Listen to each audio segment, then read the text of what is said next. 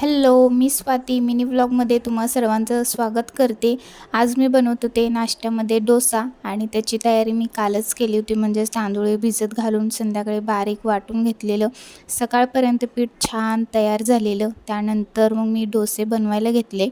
पहिले तरी खोबऱ्याची चटणी बनवली, बटाट्याची भाजी बनवली आणि त्यानंतर मस्त असं गरमागरम क्रिस्पी असा डोसा तयार करून घेतला.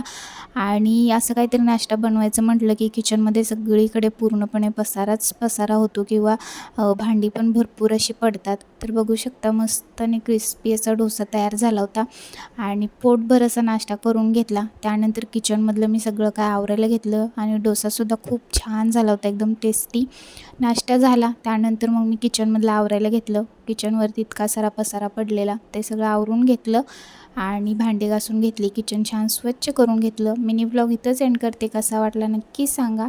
तोपर्यंत बाय.